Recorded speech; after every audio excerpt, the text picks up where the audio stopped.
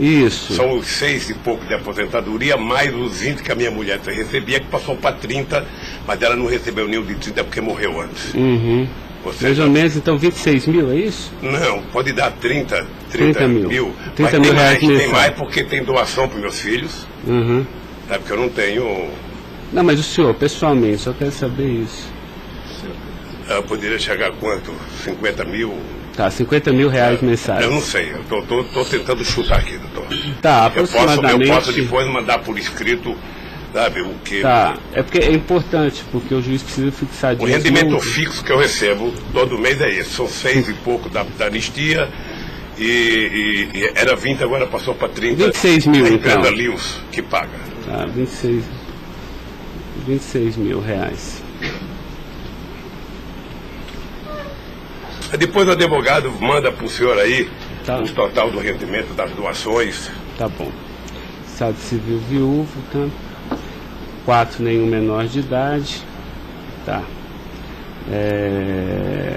Grau de instrução do senhor.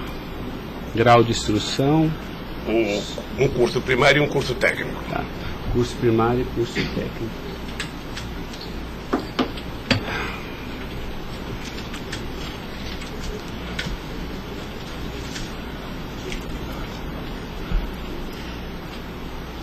Me dê uma caneta aí, Caio, por favor.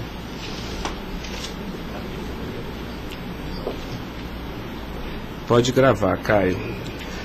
Senhor Luiz Inácio, eu vou pedir então ao senhor para responder agora as perguntas no microfone, porque a partir desse momento a audiência vai ser gravada, tá?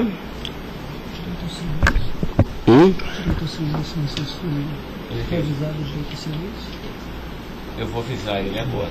Vou falar da acusação e vou avisar. Tá? Tá pronto, Caio? Tá. Senhor Luiz Inácio, esse momento é o momento do seu interrogatório, tá? A lei lhe garante o benefício de ficar em silêncio em todas as perguntas que eu lhe fizer, as perguntas feitas pelo membro do Ministério Público, pela defesa dos denunciados, inclusive até pela sua própria defesa, tá?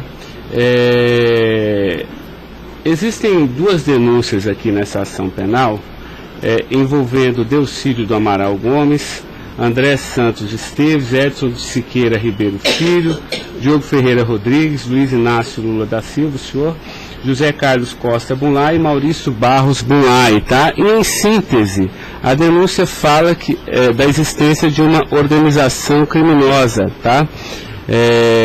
Pelo menos do dia 1º de fevereiro de 2015 até 20 de novembro de 2015. E a denúncia narra que todos esses denunciados teriam se esforçado para evitar ou para menos modular e conseguiram retardar a celebração de um acordo de colaboração premiada entre o Ministério Público Federal e Nestor Severo, tá? Depois a denúncia narra que um crime de patrocínio infiel, tá? Cometido pelos denunciados também, e de exploração de prestígio, tá? Bom, o senhor tem conhecimento desses fatos, tá? Né?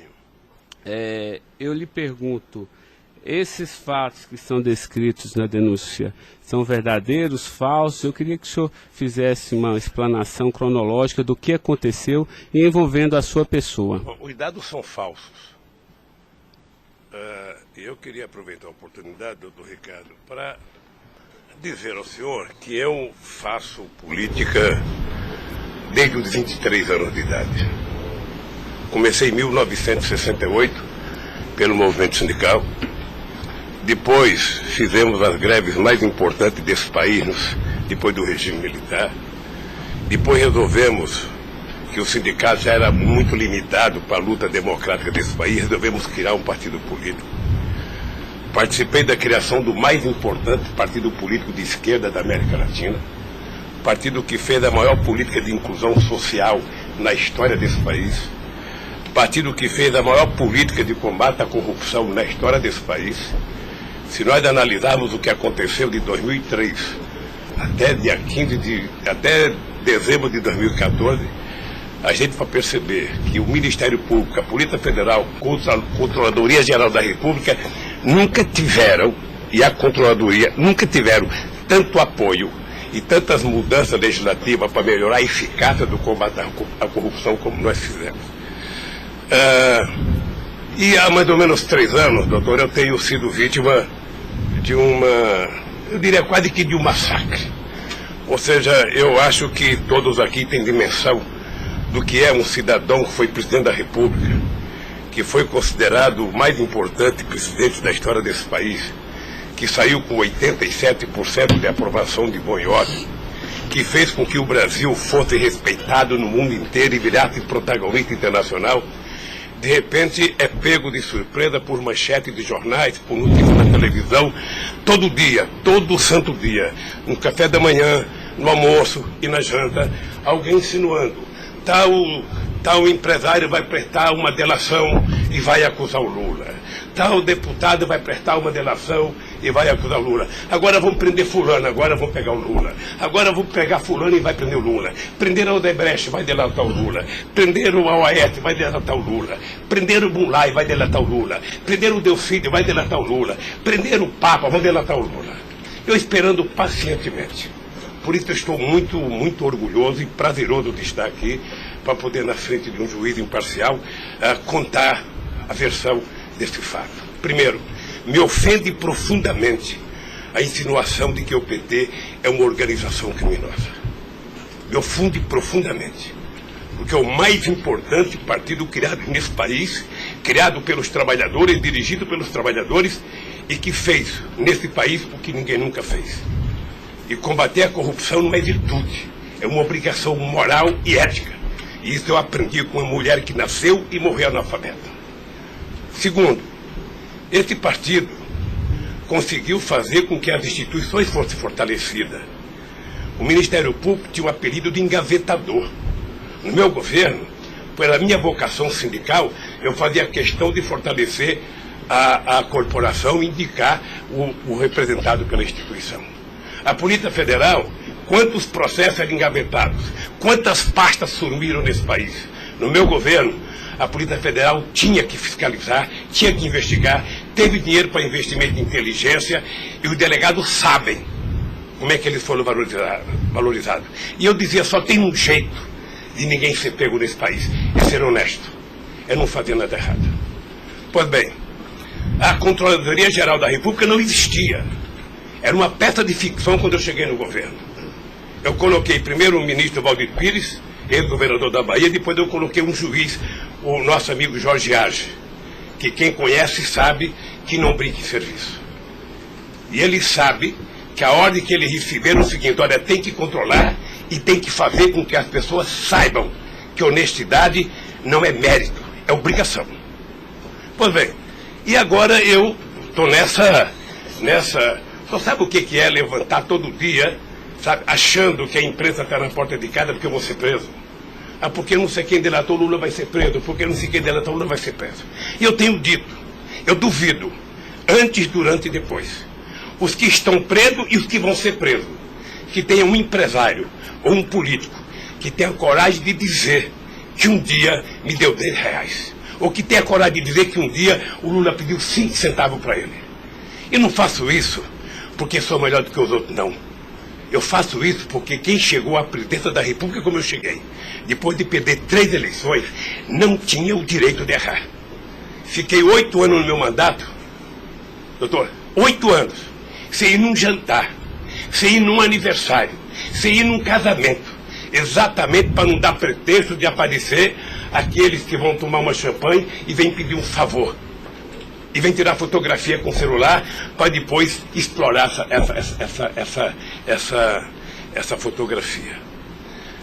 Eu fico orgulhoso de estar prestando depoimento e chateado por uma ilação feita nesse processo contra mim pelo senador Delfídio. Portanto, eu queria lhe dizer que eu estou aqui para responder toda e qualquer pergunta.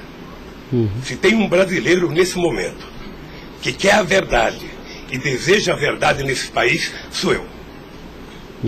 Portanto, estou à inteira disposição para responder tudo e a todos do jeito que vocês perguntarem. Tá, adentrando então na peça acusatória, senhor Luiz Inácio, a denúncia narra aqui 7 fatos. Diz aqui que no dia 8/4/2015, o senhor reuniu-se com o Delcídio Amaral no Instituto Lula, em São Paulo, e o senhor teria exortado a Delcídio a adoção de medidas para a compra do silêncio de Nestor Severo, de forma a que o Nestor, não celebrasse o acordo de colaboração premiada com o Ministério Público Federal. Vamos por fatos, que eu acho que fica mais fácil, a gente faz o encadeamento temporal aqui da denúncia. Esse fato existiu, Delcídio foi lá, pediu para o senhor, o senhor teria pedido a ele para que ele intervisse e pudesse pelo menos ocultar fatos que pudesse relacionar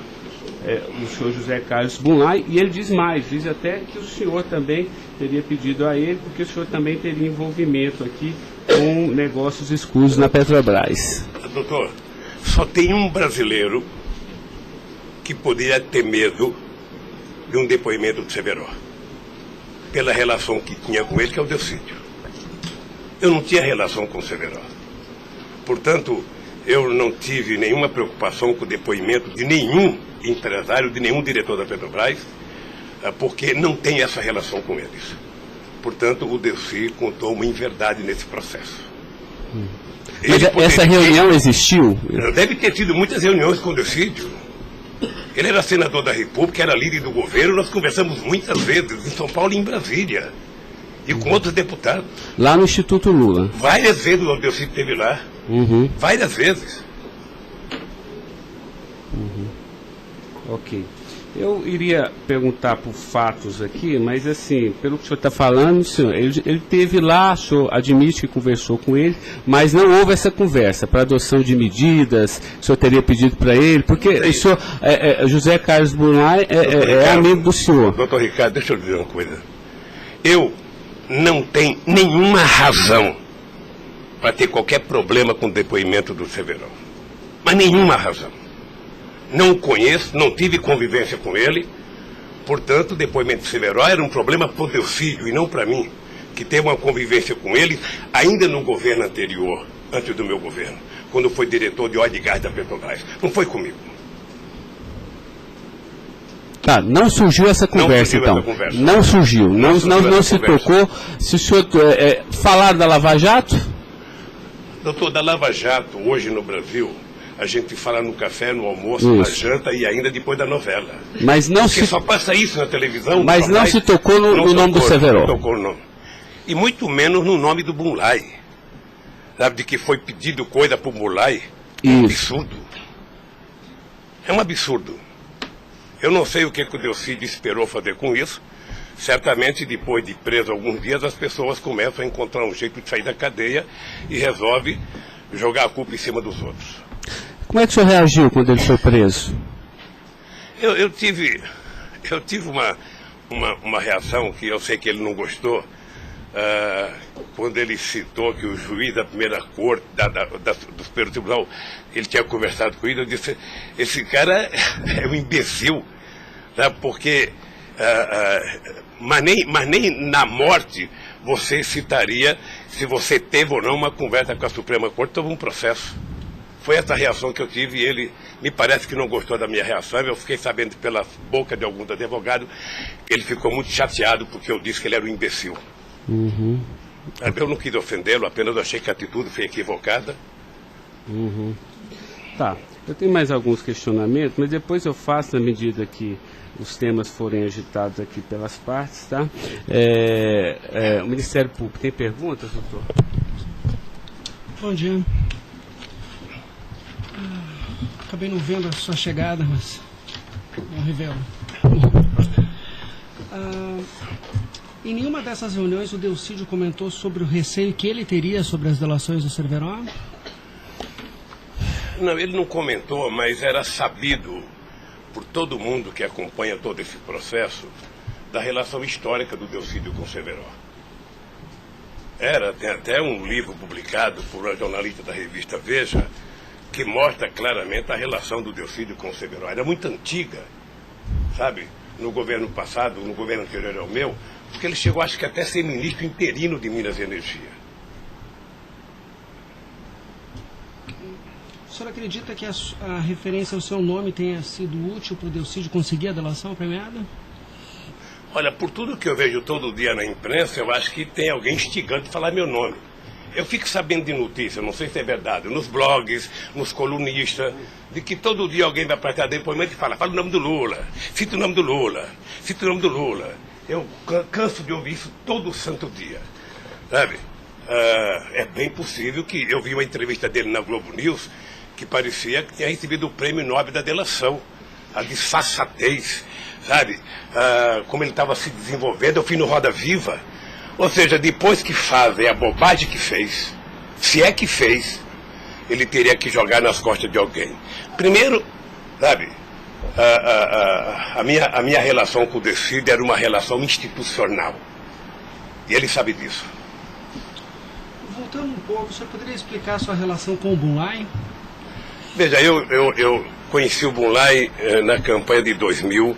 O PT governava o estado do Mato Grosso do Sul e eu precisava fazer uma gravação para um programa de televisão da campanha para falar com o setor do agronegócio.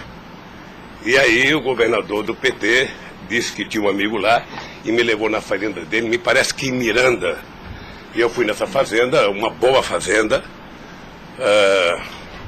Até depois eu fui pescar nessa fazenda, fiquei 4 dias no Rio Miranda, não peguei nenhum peixe. Mas gravei um programa, foi um programa de sucesso. Depois eu ganhei as eleições e depois estabeleci uma relação com o Zé Carlos Bunlai. Qual o conhecimento ou participação que o senhor teve na questão do empréstimo do Banco Chain ao PT que teria sido feito com a intermediação do Bunlai? Eu não, já disse isso, eu não tenho nenhum... Fiquei sabendo de que o Bunlai tinha feito um empréstimo pela imprensa. O senhor teve conhecimento de que para quitar esse empréstimo houve a contratação pela Petrobras da empresa Chain Engenharia na questão Fiquei da sabendo também pela imprensa e me parece que numa pergunta que o Ministério Público já me fez. Após esses fatos, sobre a saída do Cerveró do posto da diretoria da Petrobras, há uma informação na denúncia relativa a divisões de indicações por partido de diretorias na Petrobras. A diretoria de abastecimento seria normalmente indicada pelo PP, diretoria de serviços pelo PT, diretoria nacional pelo PMDB. O senhor tem conhecimento disso?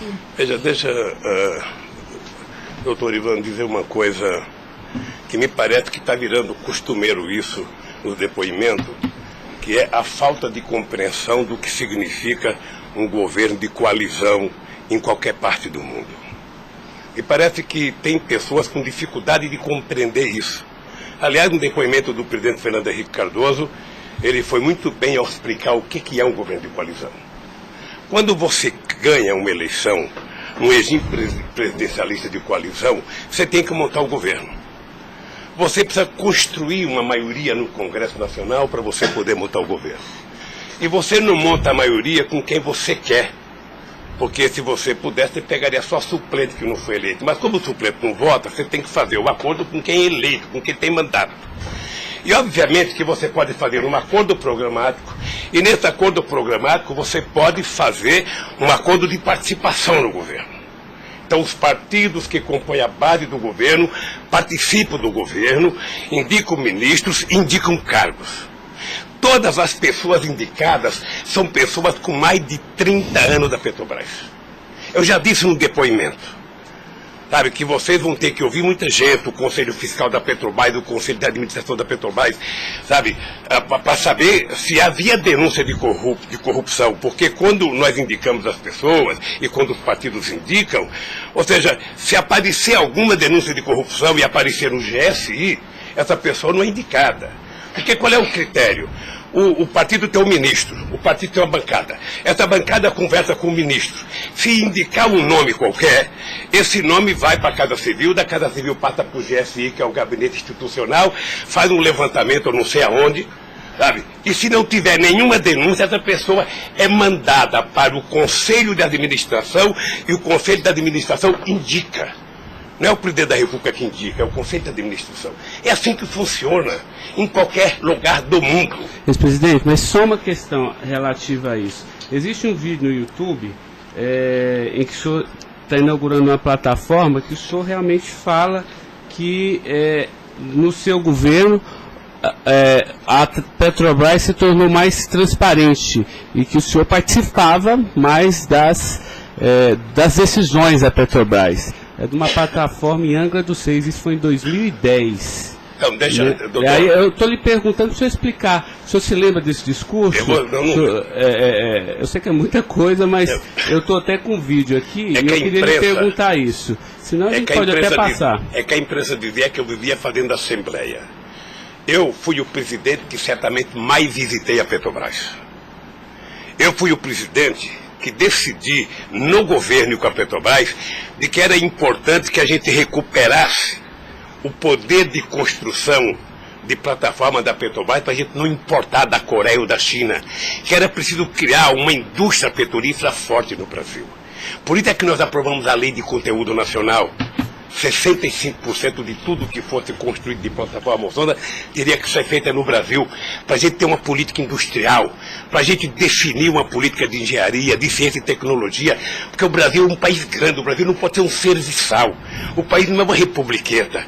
Este país poderia produzir e atender toda a América Latina e atender toda a África que margeia o rio chamado Atlântico. Lamentavelmente... Não, mas a pergunta é o seguinte, é porque o senhor falou que realmente no seu governo o senhor participava mais das decisões. Eu não participava, deixa eu mais falar. das decisões. Se o senhor quiser, a gente pode até ter um vídeo, e eu trouxe aqui aí para o senhor explicar. E Delcy também havia falado isso, que depois do mensalão, o governo federal, a presidência da República, participava mais na Petrobras. Isso ele falou. Deixa eu lhe falar uma coisa, o papel do governo, o governo participa na Petrobras através do Conselho da Petrobras. O Conselho da Petrobras tem vários ministros, tinha a ministra de Minas e Energia. Tá? Eu, durante todo o tempo da Petrobras, eu só participei de uma reunião de definição da política estratégica da Petrobras. A discussão de investimento para os próximos 20 anos. Se a gente ia recuperar a indústria naval, se a gente ia recuperar a indústria de sonda, de plataforma, se a gente ia discutir, sabe, exportar, se a gente ia fazer a lei de partilha, se a gente ia fazer com que o petróleo voltasse a ser do povo brasileiro, como nós conseguimos fazer. Nessas decisões estratégicas eu participei de uma reunião. Tá, mas de cargo então não. De cargo não. Porque tem o Fernando Soares que fala que o senhor realmente definia também essas questões. Não definia cargo. Quando havia briga no PMDB, ou não. Quem decidia, se não se decidir, era o senhor que realmente... Deixa eu lhe dizer uma coisa para o senhor. O presidente não indica cargo na Petrobras, o presidente recomenda ao Conselho da Petrobras a indicação de tal pessoa indicada por tal partido político a partir da capacidade técnica das pessoas. É assim que funcionava no governo anterior, é assim que funcionava certamente no governo militar, é assim que deve funcionar hoje. É assim que deve funcionar hoje. Porque a Petrobras é uma empresa de engenharia muito poderosa e você não pode ficar colocando gente que não tem expertise para fazer determinadas coisas. Tá. Mas a expressão foi essa aqui, eu anotei. A gente sabe o que acontece lá dentro. O que o senhor quer rever o discurso? Eu não preciso rever, não. Tá. Assim, porque isso me chamou a atenção. A gente sabe, quer dizer, antigamente era uma caixa preta, foi esse o contexto. E agora a gente sabe o que acontece lá dentro. Quais foram os mecanismos que o senhor tomou, então, para que a Petrobras realmente ficasse mais transparente? A fazer com que o Conselho acompanhasse mais as decisões. Porque como a Petrobras é muito grande, entre uma decisão do Conselho da Petrobras, uma aprovação da diretoria e os acontecimentos nas engenharias da Petrobras, são milhares de pessoas que participam daquilo. É por isso que um dia um presidente chegou a falar que ele é uma caixa preta que ninguém sabe. Então vamos tentar saber, sabe? Fazendo com que as coisas funcionem mais democraticamente. Por exemplo, quando nós descobrimos o pré-sal, nós tivemos uma decisão estratégica do que fazer com o petróleo. O petróleo não é das empresas estrangeiras que vêm aqui comprar gás e óleo, não. O petróleo é nosso. Então eles vão ter que pagar para o governo. É por isso que nós aprovamos 75% do ROT para a educação. É por isso que nós aprovamos a partilha, que é o que incomodou muita gente no mundo, o que incomodou as grandes petroleiras. É esse país que tinha complexo de vira-lata, virar dono do seu nariz. Okay. Eu sei que isso incomodou muita gente. Incomodou muita gente no mundo inteiro. Sabe, e agora eles estão tentando desmontar. Porque um país que não se respeita, um país que não tem soberania, um país que não tem empresas de porte extraordinário como a Petrobras e vende tudo, sabe, sinceramente, não é um país. Ok. Doutor Ivan, só porque o senhor tocou no tema, eu quis aproveitar, tá? Mas pode continuar, pode prosseguir. A pergunta é relativa à diretoria internacional, que ela foi ocupada pelo Cerveró e depois pelo Zelada. Ambos foram indicações do PMDB ou o Cerveró foi indicação do PT e o Zelada... Não, eu já tive a oportunidade de dizer isso. Isso foi indicação do PMDB. Ambos? Não sei se de todo o PMDB ou da bancada do PMDB de Minas Gerais, que foi indicado o Zelada para diretor internacional da Petrobras. O critério é o mesmo. O Zelada foi indicado, passa na Casa Civil, passa no GSI e é mandado ao Conselho da Petrobras, que decide. Não, perfeito. Mas e o Cerveró? Ele tinha sido indicado anteriormente pelo PT ou pelo PMDB? Pelo PMDB pelo também. PMDB. Eu acho, eu falo quase com certeza absoluta pelo PMDB. É o que diz a... Eu falo quase que com certeza absoluta. A pergunta é o seguinte, com a troca pelo Zelada, a saída do Cerveró desse posto de diretoria, ele acabou sendo indicado para a BR Distribuidora. No próprio depoimento do Cerveró, ele afirma que isso teria sido como um reconhecimento pelo papel que ele prestou no auxílio da contratação da Chain pela Petrobras, na questão do navio sonda. Me parece que ele não diz isso exatamente. Me parece que ele utiliza a palavra acha que foi isso. É diferente de dizer que ele disse. Ou seja, ele acha que foi isso. Deixa eu lhe falar uma coisa. Eu não conheço o Cerveró. Conheço agora que ele ficou famoso. Tá? Quando eu vi o Cerveró, eu vi a en passant em reuniões coletivas. Portanto, eu não tinha nenhum interesse de tirá-lo e nenhum interesse de colocá-lo. Nenhum interesse. Para mim, se uma força política que compunha o governo indicasse ele ou outra pessoa e tecnicamente ele fosse reconhecido pelo conselho da empresa que o indicou, para mim estava perfeito. E veja, durante todo esse período não houve uma única denúncia contra nenhum deles. A denúncia começou a acontecer porque o juiz Moro começou a fazer escuta durante 8 anos num bandido chamado Rousseff, e aí então, em 8 anos dá para pegar alguma coisa. Pegou esse negócio. O senhor tem conhecimento de quem teria feito a indicação do nome do Cerveró para a BR Distribuidora? Se foi algum partido? Eu não sei se foi um partido ou se foi através do Zé Eduardo Dutra, que devia ter relação com o Cerveró, porque ele tinha sido presidente da Petrobras. Ele deixou de ser presidente da Petrobras e foi ser presidente da BR. E ele pode ter chamado o Cerveró, ou o mesmo partido que tinha indicado o Cerveró e depois tirou o Cerveró pode ter pedido para ele ir para lá. Eu suponho que seja isso. Ok. O senhor conversava com certa frequência com o Bulay por telefone, dentro dessa relação de amizade? Não era meu amigo. Conversava com ele. Com que frequência o senhor... Não sei, querido. Sabe, ultimamente o Bulay andava com doença nos olhos, achando que ia ficar cego, estava passando muito tempo em Miami para se tratar, depois estava se tratando de um câncer. Sabe, eu sei que ele não andava bem nos últimos tempos, com problema de doença. Porque a denúncia cita algumas ligações de um telefone que pertenceria ao Instituto Lula. O senhor utilizava esse telefone do Instituto Lula para conversar com o Bulay também, ou normalmente só no seu celular? Mas qual é o crime do Bulay ligar para mim? Não, eu estou tentando esclarecer os fatos, presidente. Eu conversava com o Bulay, tinha um profundo respeito pelo Bulay, um profundo respeito. O Bulay sabe perfeitamente bem que a relação que ele tinha comigo não permitia que discutisse qualquer negócio, porque eu não levo para casa ninguém para discutir negócio. O negócio eu discutia no palácio. Mas o senhor sabe se ele utilizava o nome do senhor? Porque o Salim Chain e o Fernando Chain confirmam que José Carlos Mulay disse que Luiz Inácio Lula da Silva interveio na contratação da Chain pela Petrobras. Está descrito na peça do Ministério Público. Doutor, se o senhor soubesse quanta gente usa o meu nome em vão, de vez em quando eu fico pensando para as pessoas lerem a Bíblia, para não usar tanto meu nome, não. Tem gente que faz campanha financeira em meu nome, tem gente que é candidato em meu nome, tem gente que faz panfleto dizendo que eu estou apoiando, tem gente que coloca a fotografia minha dizendo que eu estou apoiando ele, sabe? Não tem como fazer isso. Se alguém falou, sabe? Se alguém falou, somente o Zé Carlos Bunlai pode provar isso, ou o Chaim na frente dele. Eu duvido que o Zé Carlos Bunlai, ou algum outro empresário, ou algum desses que já prestaram depoimento, diga que um dia eu chamei ele para conversar sobre tal coisa, sobre qualquer coisa. Sabe por quê, doutor? Porque eu tinha noção de que o único jeito de eu governar esse país dignamente era não permitir qualquer promiscuidade na minha relação com os agentes empresariais ou os agentes políticos. Desculpa, a afirmação seria que o senhor estaria abençoando o negócio da Chaim pela Petrobras. O senhor não...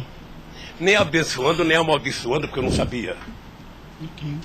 Sem mais perguntas, excelência. A defesa, então, a sua defesa vai ser a última a perguntar. A defesa de Delcídio Amaral.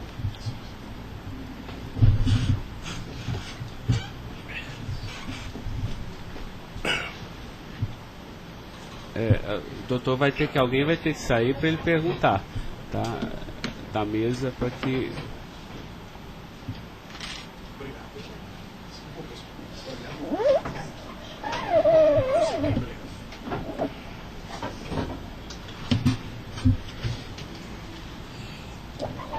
Bom dia. Bom dia.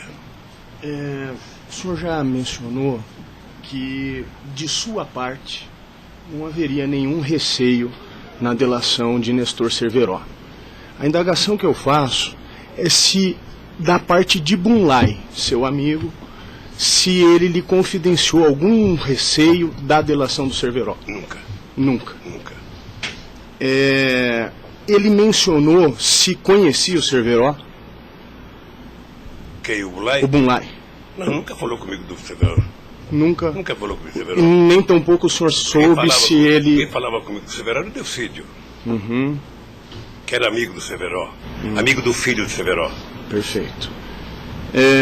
O senhor tem conhecimento se a delação do Nestor Cerveró foi utilizada como um dos fundamentos para a condenação do senhor Bunlai? Não tenho. Não tem conhecimento. Não tenho. Tá certo. Eram só essas as indagações. Excelência, muito obrigado. Obrigado, senhor ex-presidente. A defesa de André Esteves tem questionamentos? Não tem? A defesa de Edson Siqueira Ribeiro Filho.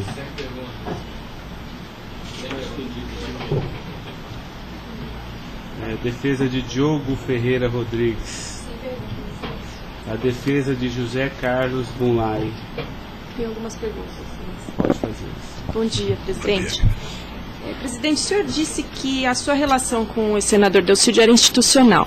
Mas o senhor sabe qual era a relação do senador Delcídio com o José Carlos Bunlai? Eles tinham alguma amizade? Eles tinham alguma proximidade? Veja, a impressão que eu tenho era que era muito pequena a relação dos dois. E parece que o José Carlos Bunlai não tinha muita relação com o Delcídio. E com a sua mulher, dona Marisa, qual era a relação do José Carlos Bunlai? Eles tinham amizade? A mesma que comigo. O aniversário da sua ex-mulher? Quando ela fazia aniversário? Ele ia no aniversário da minha mulher. Mas o dia do aniversário dela? Dia 7 de abril. O senhor sabe se ele fez alguma ligação para ela no aniversário dela? A ligação do dia 7, eu já fiquei sabendo da ligação do dia 7. Bem. É o mínimo que eu esperava dele, é que ele ligasse para ela para dar os parabéns. É só isso, obrigada. Tem alguma pergunta? Tá. A defesa de Maurício Bunlai. Sem questionamentos. A defesa de Luiz Inácio Lula da Silva. Sem perguntas, excelência. Tá. Só mais uma questão, senhor Luiz Inácio. A denúncia sempre fala do Instituto Lula. Eu queria que o senhor falasse um pouquinho a finalidade do Instituto Lula. Eu tirei pelo site a missão. Me parece que o senhor desenvolve projetos na África também, né, com finalidade de erradicação da extrema pobreza, da fome, acesso à educação, promoção da igualdade, mas também é um local que o senhor também chama as pessoas para discutir política. Delcídio falou que o senhor o convidou para ir lá quando ele era líder do governo. Explique para mim o Instituto Doutor Lula. Ricardo, eu não sei se você sabe, a Receita Federal fez uma devassa no Instituto para saber se ele está cumprindo com a sua obrigação institucional. Veja, eu quando deixei a presidência da República, eu falo isso apenas com o objetivo de explicar. Muita gente pode achar que eu sou arrogante, eu sou petulante. O doutor Ivan, no primeiro depoimento, eu disse isso para ele. Mas ou seja, crime, viu? quando eu deixei a presidência da República, por conta do povo brasileiro, eu tinha sido o presidente, quase que o presidente mais importante do mundo nos 10 primeiros anos do século XXI. Esse país virou protagonista internacional. Esse país passou a participar do G8, coisa que nunca participava. Esse país ajudou a construir o G20. Esse país participava do BRICS com muita importância. Esse país participava do IBAS entre Brasil, África do Sul e Índia. Esse Brasil criou a Unasul, criou a CELAC, onde pela primeira vez a gente fazia uma reunião da América Latina sem participação dos Estados americanos. Esse país não deixou a ALCA entrar aqui. Esse país construiu o Conselho Nacional de Defesa para se contrapor à 4ª Frota Americana, depois que nós conseguimos o pré-sal, que eles reinauguraram a 4ª Frota. Nós criamos o Conselho de Defesa. Então, nós fizemos a maior política de inclusão social da história desse país. 36 milhões de pessoas saíram da extrema pobreza e 40 milhões ascenderam à classe média. Isso é uma Argentina, isso é uma Colômbia. A bancarização do povo pobre foi com 70 milhões de pessoas entraram no sistema financeiro. É uma Colômbia e uma Argentina junto. Tudo isso em 12 anos. Olha, eu saí da presidência e eu queria fazer com que a América Latina e a África adotassem as políticas públicas que nós adotamos no Brasil. O programa Luz para Todos. O programa PA, que era a compra de alimento para o pequeno produtor. O Minha Casa Minha Vida. O Bolsa Família. O aumento do salário mínimo. Durante 12 anos, todos os funcionários públicos tiveram aumento nesse país. Houve reajuste de carreira, houve aumento do salário mínimo. Aumentamos as exportações, aumentamos o mercado interno, numa demonstração de que o pobre não era problema. O pobre era a solução. Eu gostava de ir para a África para dizer para os presidentes. Uma vez até fiquei com medo de Angola. Porque eu, depois da minha palestra, eu me dei conta da quantidade de general que tinha lá dentro. E eu falei o seguinte, é preciso diminuir o dinheiro das Forças Armadas e colocar dinheiro para os pobres. Porque o pobre não entra no orçamento. O Poder Judiciário entra, porque tem poder de pressão. Os sindicatos organizados entram. Sabe? Todo mundo entra, o pobre não entra. O pobre está lá, desgraçado, abandonado, ninguém olha por ele. Agora, coloque ele no orçamento. Deixa ele começar a ir no shopping. Deixa ele começar a comprar carne, comprar iogurte, comprar meia, comprar sapato. Nesse país ficava incomodado porque pobre comprava dentadura com o dinheiro que a gente dava do Bolsa Família. E eu queria ensinar isso, eu queria ensinar as pessoas a compreenderem que o pobre no Brasil e no mundo seria a solução se a gente desse a ele o mínimo necessário. Foi por isso que eu não quis criar um ONG. Criei um instituto para poder viajar o mundo tentando mostrar o exemplo do que esse país fez em tão pouco tempo. Mas o que Delcídio, porque ele disse aqui que algumas vezes o senhor chamou ele lá. Em que ele se encaixa aí? É que eu não sabia, doutor. Porque sabia, assim, realmente, eu entendi, a política está de acordo com o estatuto aqui do Instituto Lula, mas assim, por que o senhor chamou ele lá? Ele falou assim, muitas vezes o presidente Lula, e de vez em quando eu ia com cortesia também. Deixa eu lhe falar, ele foi muitas vezes conversar comigo, ele era líder do governo, como outros senadores foram conversar comigo. Cada vez que o Delcídio ia no hospital sírio-libanês fazer um check-up ou uma consulta, ele falava, presidente, eu estou aqui no Sírio, eu posso passar aí? Passo, meu filho. Mas o senhor não tratava dessas questões do Instituto? Discutia desde Flamengo, abaixo da Gama, Corinthians, Palmeiras, porque quando duas pessoas se encontram, conversa-se tudo. Mas não era política institucional do Instituto, isso que eu estou perguntando. Não era política institucional do Instituto, é que eu talvez tenha cometido erro, sabe, que eu deveria ter alugado uma sede do lado. E quando eu discuti esse instituto, ficava numa cadeira, quando eu discutia outra coisa, mudava para outra cadeira. Eu achei desnecessário. Eu achei que a civilização não exigiria essa burocracia toda, porque isso é uma coisa de burocracia. Eu sou o mesmo ser humano, eu sou presidente de honra do PT, eu sou ex-presidente da República, eu era presidente de honra do Instituto. Eu não decidi as coisas pelo Instituto. O Instituto tem uma diretoria. Eu apenas estava lá, eu era a figurinha carimbada do Instituto. Era para ele fazer merchandising.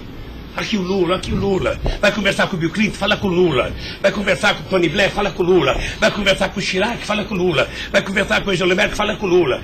Sabe, eu tive o prazer, doutor Cláudio, de ser o ex-presidente da República, que em todas as viagens do mundo que eu fiz, depois de deixar a presidência, era recebido pelos presidentes. Esse era o status quo do Brasil. Hoje nós estamos numa situação em que o presidente não tem coragem na Bolívia. Então o país, que era um motivo de orgulho, virou um motivo da tristeza. Pela pequenez que esse país tomou dimensão nos últimos anos. Não, eu não estou emitindo nenhum juízo de valor, mas assim, o que eu quero saber é assim, o senhor também chamava pessoas como o líder do Delcídio para conversar sobre outros assuntos. Chamava dirigente sindical, chamava gente do LGBT, chamava negro, chamava índio, chamava todo mundo. Isso. Ali, eu vou dizer uma coisa, sabe qual é o apelido do Instituto? Sabe? Não sei, nunca fui. Posto Ipiranga. Lamentavelmente é assim. Mas não é por causa do Instituto, é por causa do personagem. Sabe? Então todo mundo fala, tem problema em tal lugar? Posto Ipiranga. Tem problema em tal lugar? Posto Ipiranga. E sabe que eu tenho orgulho disso. Eu tenho muito orgulho de fazer 36 anos que eu deixei o movimento sindical e ainda sou amigo de todos os sindicalistas, de todas as correntes, da Força Sindical à CUT. Sou amigo de todos os partidos políticos. Então, se isso é um pecado, se isso é um erro jurídico, se isso incomoda o Ministério Público, a Polícia Federal, sei lá quem, eu vou alugar uma salinha na porta e sento lá e atendo e vou deixar em paz, porque não é possível. Não é possível, sinceramente, doutor, sinceramente, eu quero lhe agradecer a oportunidade de vir prestar esse depoimento. Eu estou com muita coisa na garganta para falar. Eu estou cansado de ver procurador dizer que não precisa de prova, que ele tem convicção. De juiz dizer, eu não preciso de prova, eu tenho fé, vou voltar com fé. Eu quero provas, alguém tem que dizer, qual é o crime que eu cometi, aonde que eu cometi. Chamar o PT de organização criminosa, se dependesse de mim, cada deputado do PT, cada vereador do PT, cada militante, abrir um processo para quem dizer provar qual é a quadrilha. Porque eu estou cansado, doutor. 71 anos de vida, eu cansei. Cansei de ver as instituições que eu ajudei a criar desde a Constituinte, para valorizá-las, desprestigiadas por comportamento pessoal. Gente que agora, gente que não pode abrir a geladeira, que vê a luz já começa a dar declaração. Gente que liga o barbeador, começa a falar achando que é o microfone do rádio. Eu cansei disso. Eu sempre valorizei o Ministério Público. Eu sempre valorizei a Polícia Federal. E sempre valorizei o Poder Judiciário. Os ministros podem lhe dizer. Eu indiquei quase todos. Nunca pedi para eles um favor pessoal. E não peço. Porque a instituição tem que ser forte, não para me ajudar, para garantir a democracia desse país. Lamentavelmente, tem pessoas que não pensam assim. Eu, quando vejo um jovem procurador ir para a televisão falar 1h30 e depois dizer, não me peçam provas, eu tenho convicção, não dá, doutor. Não dá para aceitar isso como uma coisa séria nesse país que está jogando a cada vez mais a oportunidade de se transformar num país grande. Nós quase chegamos a ser a 5ª economia mundial. Quase chegamos. Por mediocridade não chegamos. Então eu lamento profundamente. Eu gostaria que meu depoimento fosse tudo numa semana só. Para mim poder desvendar os mistérios todos. E acabar com essa hipocrisia. Fulano vai prestar depoimento, fulano vai delatar, fulano vai não ter das contas, fulano, e o Lula vai ser citado. Quem sabe está na hora de chamar o dono da Globo, da Record, da Bandeirantes para prestar depoimento para ver se eles me delatam. Porque o que eles dizem que vão me delatar, eu duvido que tenham coragem de me delatar, porque não tem nenhuma prova e nunca conversaram comigo sobre qualquer crime. Doutor, eu aprendi a andar de cabeça erguida. E sabe que custa muito. Para quem nasce na elite, não precisa nada. Mas para quem vem lá de baixo, sabe, não deixar ninguém colocar cangaia no seu pescoço, não é fácil. Esses dias eu sei de uma história, de um depoimento, de um processo que eu abri contra uma jornalista, até vou contar isso que ninguém sabe aqui. E eu acusei uma jornalista que falou em qualquer país democrático do mundo, ela seria presa, porque ela falou de um presidente da República. E ela foi prestar julgamento. E a advogada, acho que a nossa advogada, me chamou de doutor. Aí o juiz começou a rir. Ah, mas ele não é doutor? Ele não é doutor? Como é que você chama ele de doutor? Não, estou chamando dele de doutor porque ele tem vários diplomas de doutor honoris causa. O juiz deu uma gargalhada e pouco tempo depois inocentou a jornalista. Eu vou recorrer até a Suprema Corte. Aos 71 anos eu não sei quanto tempo de vida que eu tenho, mas eu tenho fé em Deus de ver essa jornalista ser julgada. Porque, em nome da liberdade de imprensa, ninguém pode avacalhar a vida dos outros. Ninguém pode. E o que eu estou vendo nesse processo? Tem gente que acha que eu sou contra a Lava Jato. Pelo contrário. Pelo contrário. Eu quero que a Lava Jato vá a fundo para ver se acaba com corrupção. O que eu sou contra é tentar criminalizar a pessoa pela imprensa e não pelos autos do processo.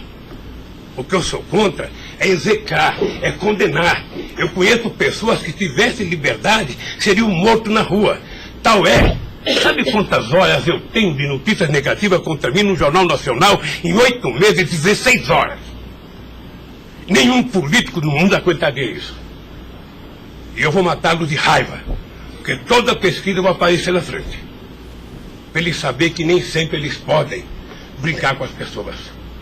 Sabe? Então o juiz, o promotor, o delegado, não tem que ficar fazendo, sabe, pirotecnia com as pessoas. A primeira apura, investigue e condene. Quando condenar, bote na cadeia. E acabou. Sabe, não é tirando fotografia de criança, mostrando casa, mostrando não sei das quantas, inventando mentiras, inventando ilações. Então, quero lhe dizer que o senhor está diante de um homem que está disposto a prestar tantos quantos depoimentos for necessário. E quero que todo mundo saiba, se tem um brasileiro que quer a verdade nesse país, sou eu. E não me venham com mentiras ou com ilações. Porque um cidadão que nasce no Nordeste e não morre de fome até os 5 anos de idade, não tem medo de cara feia. Eu quero defender a minha honra, que é o valor mais importante que eu tenho. Então eu quero lhe agradecer esse depoimento e a liberdade de poder dizer essas coisas que eu até agora não tinha falado, mas eu cansei, eu vou falar. Então, Luiz Inácio, o momento é do senhor, tá? A sua defesa, o senhor tem todo o direito de falar. Só mais uma questão para a gente encerrar, acho que ninguém tem mais questionamentos. O presidente do Instituto Lula, na época, em 2015, era o doutor Paulo Okamoto. Ele não participava de nenhuma reunião, assim, com o senhor, às vezes, ou participava, ou era bem informal, como o senhor disse? Eu sou um pouco relaxado, sabe? Porque Delcídio disse aqui que as reuniões eram somente ele e o senhor, que as coisas era só... Não ficava ninguém na sala. É isso? O senhor confirma isso? Eu tenho pelo Delcídio, eu não vou levar muito a sério o que ele disse. Tá? Mas deixa eu falar, eu aqui, quando eu era presidente da República, eu brigava com a minha assessoria que achava que eu tinha que ter uma liturgia. A liturgia é importante, presidente. Você não pode andar no corredor abraçando as pessoas. A porta não pode ficar aberta, sabe? Então, no Instituto, sabe, tem hora que a conversa é pessoal, tem hora que entra 10 pessoas, 5 pessoas, 6 pessoas, 4 pessoas. Mas de total transparência, é isso que o senhor quer falar? Quando uma conversa sigilosa, eu faço uma conversa sigilosa, sabe? Ok. Tá bom. Agradeço a presença do senhor para esclarecer os fatos, tá? Ninguém tem mais questionamentos, então está encerrado, tá encerrada a audiência. Na fase do 400,